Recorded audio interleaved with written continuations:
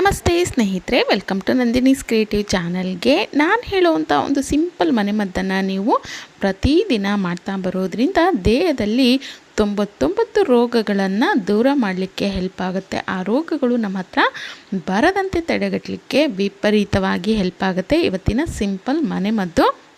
ನೋಡಿ, ಯಾರಿಗೆ ದೇಹದಲ್ಲಿ ಕ್ಯಾಲ್ಶಿಯಂನ ಲೋಪ ಇರುತ್ತೆ, ಕ್ಯಾಲ್ಶಿಯಂನ ಕೊರತೆ ಇರುತ್ತೆ ಅಂಥವರಿಗೆ ವಿಪರೀತವಾಗಿ ಮೂಳೆಗೆ ಸಂಬಂಧಿಸಿದಂಥ ಕಾಯಿಲೆಗಳು ಅವರಿಗೆ ಕಾಣಿಸ್ಕೊಳ್ತಾನೆ ಇರುತ್ತೆ. ಅಂದರೆ ಮೂಳೆ ನೋವು ಬರುವಂಥದ್ದು, ಮಂಡಿ ನೋವು ಬರುವಂಥದ್ದು, ಜಾಯಿಂಟ್ ಪೇಯ್ನ್ ಹೆಚ್ಚಾಗಿ ಬರುವಂಥದ್ದು, ಬೆನ್ನು ಸೊಂಟ ನೋವು ಬರುವಂಥದ್ದು, ಈ ರೀತಿ ಹೆಚ್ಚಾಗಿ ಕಾಡ್ತಾ ಇರುತ್ತೆ. ಈ ಒಂದು ಮನೆಮದ್ದನ್ನು ಮಾಡಿ ನೋಡಿ, ದೇಹದಲ್ಲಿ ಒಂದು ಮೂಳೆಗಳನ್ನು ಬಲಿಷ್ಠಗೊಳಿಸಲಿಕ್ಕೆ ವಿಪರೀತವಾಗಿ ಹೆಲ್ಪ್ ಆಗುತ್ತೆ.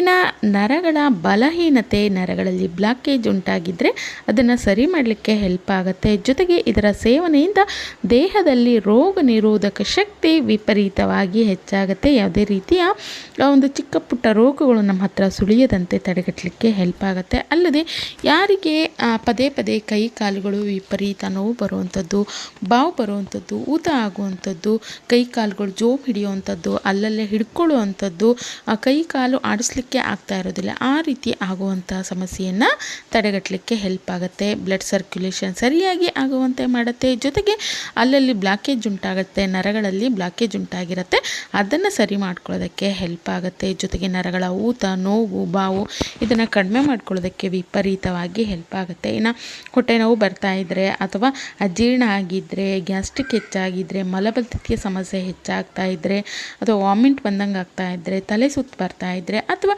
ಕೆಲವೊಬ್ಬರಿಗೆ ಇದ್ದಕ್ಕಿದ್ದಂಗೆ ಒಳ ಜ್ವರ ಬರ್ತಾ ಇರುತ್ತೆ, ಅದನ್ನು ಸಹಿತವಾಗಿ ಕಡಿಮೆ ಮಾಡ್ಕೊಳ್ಳೋದಕ್ಕೆ, ಸುಸ್ತು, ಆಯಾಸ ಇದನ್ನೆಲ್ಲ ದೂರ ಮಾಡಲಿಕ್ಕೆ ಇವತ್ತಿನ ಮನೆಮದ್ದು ತುಂಬಾ ವಿಪರೀತವಾಗಿ ಹೆಲ್ಪ್ ಆಗುತ್ತೆ. ಜೊತೆಗೆ ದೇಹದಲ್ಲಿ ಬೇಡದಲ್ಲೇ ಇರುವಂಥ ಒಂದು ಕೆಟ್ಟ ಕೊಲೆಸ್ಟ್ರಾಲನ್ನು ಹೊರಹಾಕಲಿಕ್ಕೆ, ದೇಹವನ್ನು ಸಣ್ಣ ಮಾಡ್ಕೊಳ್ಳೋದಕ್ಕೆ, ತೂಕವನ್ನು ಇಳಿಸ್ಕೊಳ್ಳೋದಕ್ಕೆ ಇವತ್ತಿನ ಮನೆಮದ್ದು ಸೂಪರಾಗಿ ವರ್ಕ್ ಆಗುತ್ತೆ. ಹಾಗಾದರೆ ಇವತ್ತಿನ ಈ ಒಂದು ರೆಮಿಡಿ ಏನು ಅಂಥೇಳಿ ನೋಡ್ಕೊಳ್ಳೋಣ.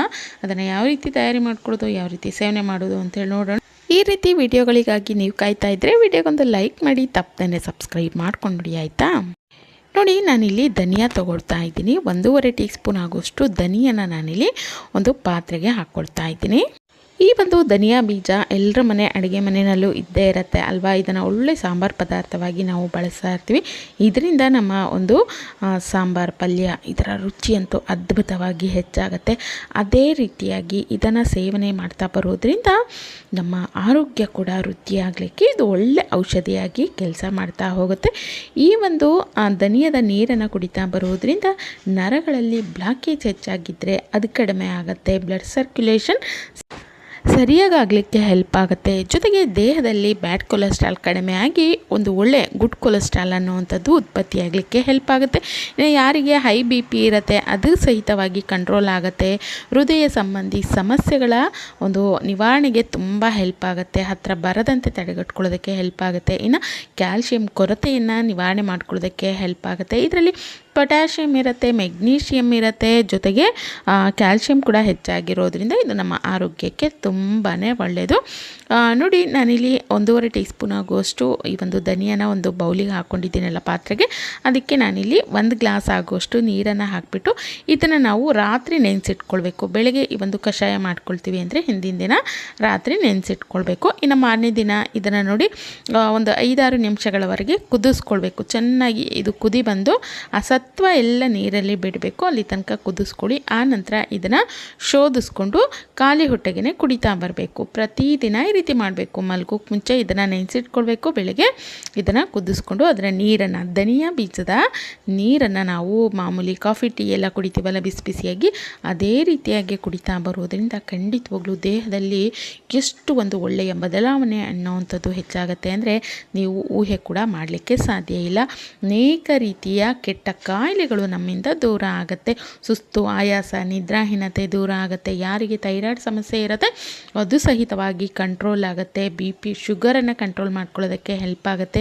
ಜೊತೆಗೆ ದೇಹದಲ್ಲಿ ಒಂದು ಒಳ್ಳೆ ಕೊಲೆಸ್ಟ್ರಾಲ್ ಉತ್ಪತ್ತಿ ಆಗುತ್ತೆ. ಇದರಿಂದ ಒಂದು ಒಳ್ಳೆ ಎನರ್ಜಿ ಅನ್ನೋವಂಥದ್ದು ದೇಹಕ್ಕೆ ಬರ್ತಾ ಹೋಗುತ್ತೆ. ಜೊತೆಗೆ BPಯನ್ನು ನಾರ್ಮಲ್ ಮಾಡ್ಕೊಳ್ಳೋದಕ್ಕೆ ಹೆಲ್ಪ್ ಆಗುತ್ತೆ. ಹೃದಯ ಸಂಬಂಧಿ ಕಾಯಿಲೆಗಳು ದೂರ ಆಗುತ್ತೆ. ವೆಯ್ಟ್ ಲಾಸ್ ಮಾಡ್ಕೊಳ್ಬೇಕು ಅಂತಿರೋರಿಗೆ ಒಳ್ಳೆ ರಾಮಬಾಣವಾಗಿ ಕೆಲಸ ಮಾಡುತ್ತೆ. ಇನ್ನು ಯಾರಿಗೆ ವಿಪರೀತ ತಲೆ ಸುತ್ತು ಬರ್ತಾ ಇರುತ್ತೆ, ತಲೆನೋವು ಬರ್ತಾ ಇರುತ್ತೆ, ಅದು ಕಡಿಮೆ ಆಗುತ್ತೆ. ಇದ್ದಕ್ಕಿದ್ದಾಗೆ ಜ್ವರ ಬರ್ತಾ ಇರುತ್ತೆ, ಗೊತ್ತೇ ಆಗೋದಿಲ್ಲ ಒಳಗಡೆ ಜ್ವರ ಬಂದಿರುತ್ತೆ, ಒಳ ಜ್ವರ ಬರ್ತಾ ಇರುತ್ತಲ್ಲ, ಇದರಿಂದ ಬಾಯೆಲ್ಲ ಕಹಿ ಆಗೋದು, ಬಾಯಿ ಒಡೆಯೋ ಅಂಥದ್ದು ಈ ರೀತಿಯೆಲ್ಲ ಆಗ್ತಾ ಇರುತ್ತೆ. ಅದೆಲ್ಲ ಕಡಿಮೆ ಆಗುತ್ತೆ.